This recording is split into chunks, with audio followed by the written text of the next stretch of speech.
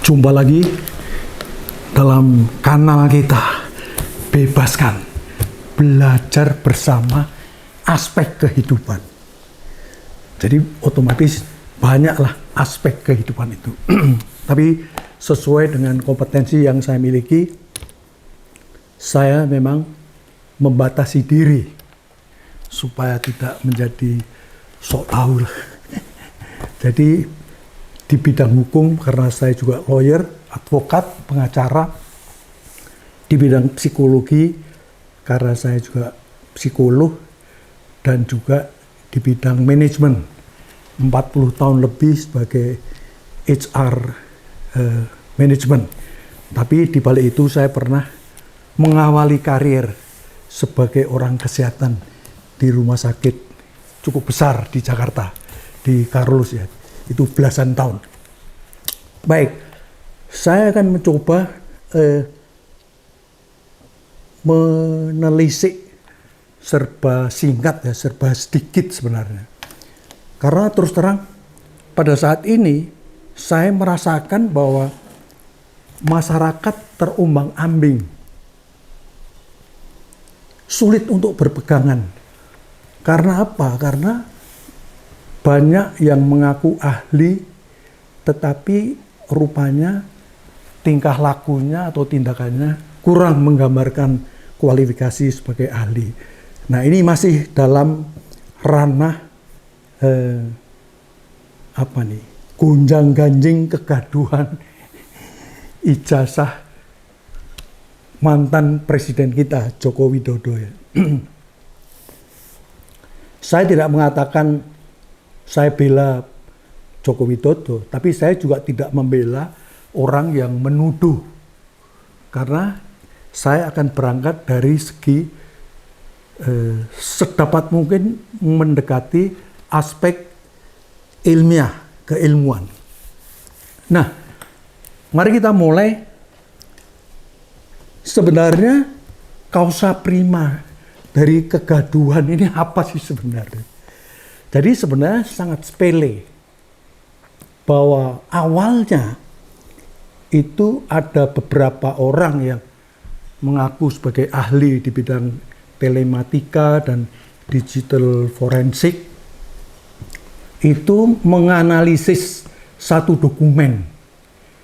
Dokumen itu adalah dokumen yang dilempar di sosmed ya, yaitu ijazah Pak Jokowi. Tentu kita paham betul bahwa yang dilempar itulah bukan aslinya ya, bukan aslinya. Entah itu kopi, entah itu di-scan, entah apapun bentuknya. Tapi bukan asli yang jelas gitu. Nah, dari situ maka dimulailah dianalisis. Nah, saya terus terang bukan bidang saya itu. Jadi dianalisislah dari kiri, dari atas, dari bawah, dari dalam, dari luar, dan sebagainya. Hasilnya begini, palsu. Nah, sekarang kita telisik coba. Sebenarnya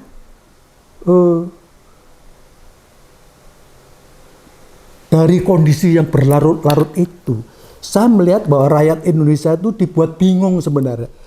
Dan dengan gaduh ijazah ini, saya melihat kasihan. Saya sendiri pun kasihan terhadap diri saya sendiri. Kok begini lama, nggak selesai. Kok orang nggak percaya, sudah dikasih lembaga yang memproduksi ijazah, tetap nggak dipercaya. Lembaga kepolisian tidak dipercaya. Nah, ini yang perlu kita kaji. Kita lihat sebenarnya di mana sebenarnya letaknya. Kausa primanya itu di mana letak ini, kegaduhan itu akan akhirnya muncul gitu ya. Nah, jadi tentu saja orang yang belum kuat pengetahuan tentang penelitian itu dapat terombang-ambing. Dan kelompok ini menjadi sasaran.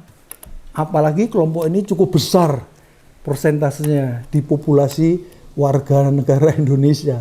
Cukup besar, lebih dari 50% orang yang sebenarnya belum paham betul tentang penelitian. Gitu. Nah, saya terus terang cukup banyak melakukan penelitiannya. Ya, dengan gelar saya yang cukup banyak itu, berapa kali saya menulis skripsi, berapa kali saya nulis, 5 kali menulis tesis, 2 kali menulis disertasi. Sebenarnya dengan begitu tuh hampir tangan kiri lah saya melakukan, baik statistik maupun studi referensi. Jadi metodologi penelitian yang benar sebenarnya ya mau nggak mau cukup kompeten lah saya seharusnya ya. Tapi saya tidak mengatakan saya ahlinya, walaupun pernah juga mengajar di beberapa perguruan tinggi waktu di Jakarta ya. Nah, kesalahan utama sebenarnya dalam hal ini itu apa sih sebenarnya? Jadi ini yang menurut saya ya itu fatal nih. Seorang peneliti atau beberapa peneliti melakukan penelitian terhadap dokumen, tetapi dokumen itu bukan dokumen asli yang diteliti. Lah terus piye? Bagaimana mau menganalisis dari mana karena bukan asli itu, mau dibolak-balik diteliti nanti hasilnya, ingat sekali masuk sampah keluar sampah, maka orang mengatakan gigo, garbage in, sampah masuk, sampah juga yang keluar, bukan gigolo ya, gigo.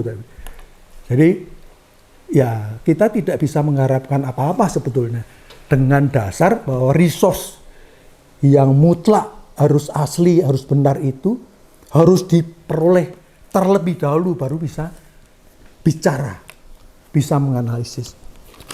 Nah untuk mudahnya saya mau melakukan analogi yang sangat mudah karena belasan tahun saya bekerja di rumah sakit besar di Jakarta ya, di Karolus. Ginilah gambarannya.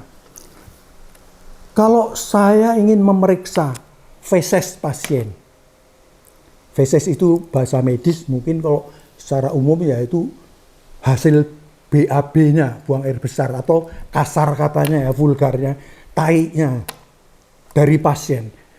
Sampel ini harus diperoleh kalau mau mendapatkan hasil yang benar terhadap analisis feses, fecal analysis di lab, di laboratorium klinik. Jadi tidak mungkin kalau saya mau mengidentifikasi, menganalisis itu, tapi yang dikirim adalah foto dari feses. Wah, itu pasti fatal, pasti fatal. Karena kita akan mendapatkan kesulitan untuk mengidentifikasi ada nggak sebetulnya eritrosit, sel darah merah di dalam feses itu, apalagi yang pecah. Ada nggak lendir, slem yang ada di dalam feses, ada nggak telur cacing, ada nggak bakteri, konsistensinya seperti apa, harus ditekan-tekan pakai lidi itu, jadi bener nggak, keras nggak. Berikutnya adalah baunya, itu sangat menentukan. Feses yang memang bercampur dengan darah segar, itu kita bisa lihat, oh berarti ada gangguan, ada pendarahan di bagian bawah. Tetapi kok udah di bagian atas, setelah gaster kita, setelah lambung kita, itu darahnya akan hitam dan baunya memang berbeda, sangat berbeda. Jadi mutlak penting harus diperiksa sampel feses, bukan foto feses. Sampel itu adalah wakilnya. Baru nanti akan dilengkapi dengan alur anamnesa dari keluarganya, orang tuanya, atau suami, istrinya, atau auto anamnesa kalau dia sudah dewasa. Bagaimana waktu buang air, sakit ini, pedih apa, ada keluhan apa, lendir sering, berapa kali frekuensinya, semua itu akan melengkapi. Nah, hasil analisis pasti akan salah karena sampel salah. Maka diagnosa pasti salah. Dan kalau diagnosa salah, maka terapi automatically wrong, salah pasti. Jadi ini menurut saya yang simple, sangat sederhana ya. Jadi tidak perlu geladrah kemana-mana, tapi pastikan bahwa arahnya itu ini, sampelnya atau materi, resource-nya, uji analisis itu harus barang yang aslinya. Kalau tidak, nonsen. Sudah nggak bakal ketemu kemana-mana. Saya kira ini yang perlu kita perhatikan. Terima kasih, semoga bermanfaat dan ini mencerahkan. Jangan percaya kepada orang yang mengaku ahli, tapi kalau ternyata perilaku prosedurnya ditabrak-tabrak. Terima kasih.